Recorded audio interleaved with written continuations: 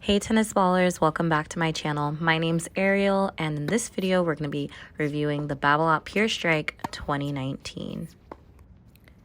So here are some specs about the Babolat Pure Strike. It has a 16 by 19 string pattern. Unstrung, it's 305 grams, which is equivalent to 10.8 ounces. And strung, it's about 323 grams, which is about 11.4 ounces. The head size is 98 square inches, and oof, that price, a little steep, $219. That's US. For that price, I'm expecting something magical. Not really, but maybe really, because wow, that's a lot of money, and I want to play well for that much money.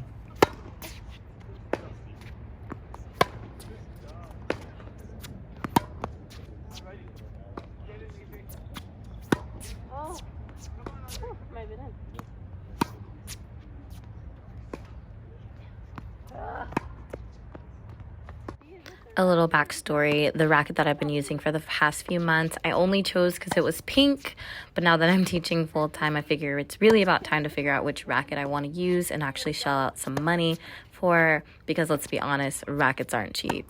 Back in college, I used the Babolat Pure Storm, which, if I've done all my research right, is just the really old version of the Babolat Pure Strike. So I was really excited to see if I could just pick up this racket, no problem. Fortunately for me, that's pretty much what happened.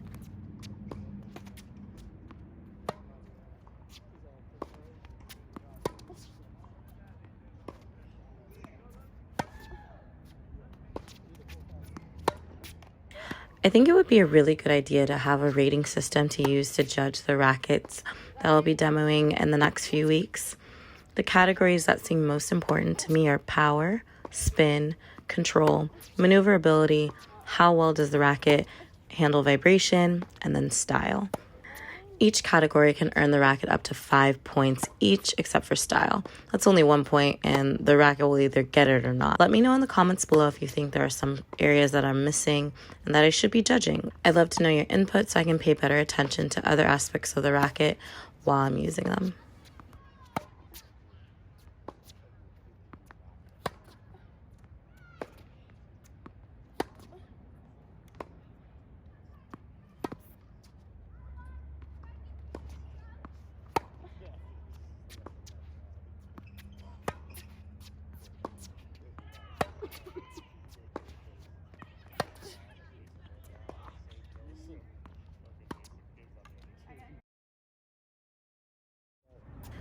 So on my forehand, I was able to find the sweet spot pretty easily, and I felt like the ball went deep without much force, so, that's always a plus. I didn't feel a ton of vibration when I hit.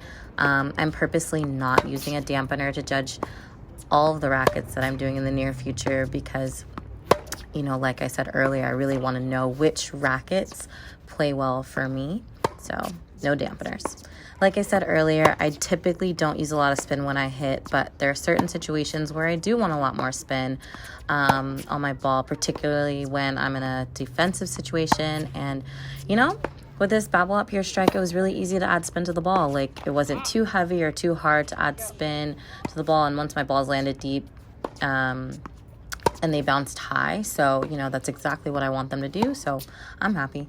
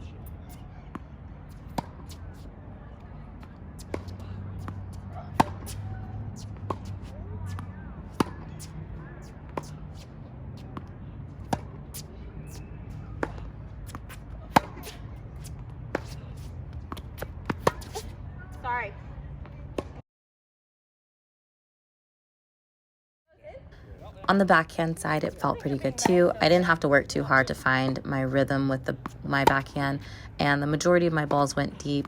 It felt good to flatten out the ball sometimes too, and mix it up and hit with spin.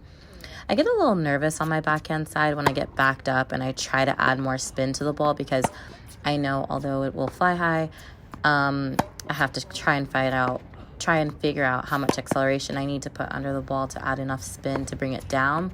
And that's always tough for me. But with this racket, it pretty much happened naturally. And that's what I'm hoping for, something that I don't have to adjust my game to. I don't have to adjust it too much to do whatever it is that I want to do.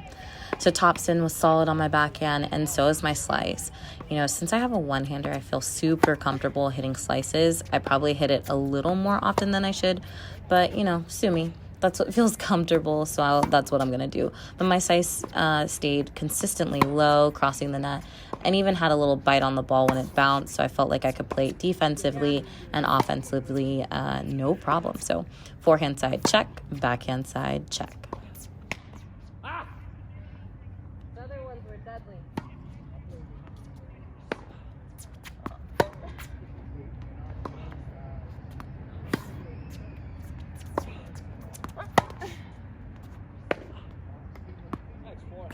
Sorry. Oh, it's fine. Oh, sorry, honey. I'm on court. Let me play back. Let me play back. Okay, back.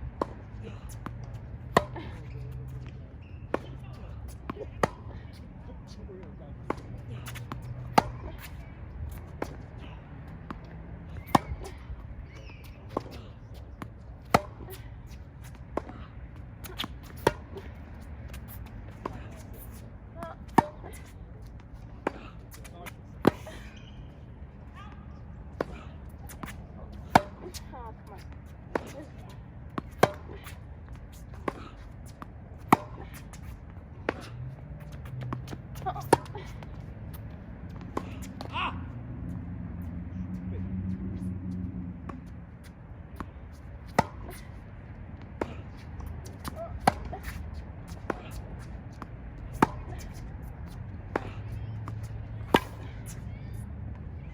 Yeah. Sorry. Come on.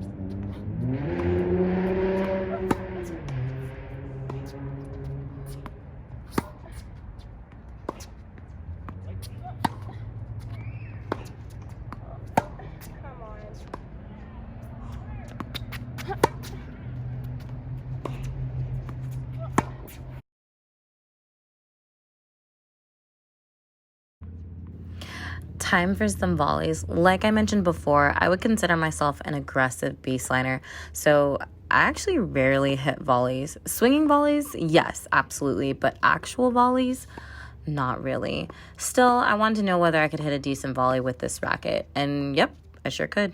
Not only could I hit regular volleys well, but magically the balls that were hard and low to my feet, I felt like I could pick those up much easier than I'm used to. So a racket that legit makes some of the hardest shots easier for me, I'm all the way here for it. So unfortunately, I'm struggling with some shoulders issues right now, which is, I feel like, the story of my life with a one-handed backhand. So I did get to hit some overheads, but these are probably the first overhead or service motion balls that I've hit in months, literally months.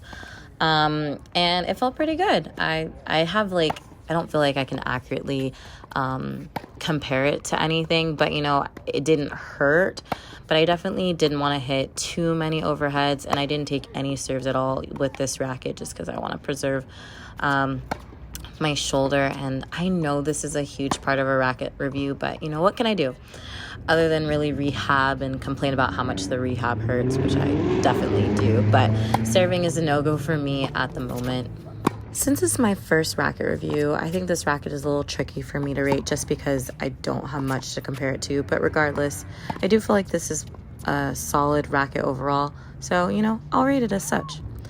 So for power, I would give this racket a 4 out of 5 points. On ground strokes, I felt like I didn't have to swing any faster to add more pace to my ball. On my volleys, I was able to get those deep effortlessly.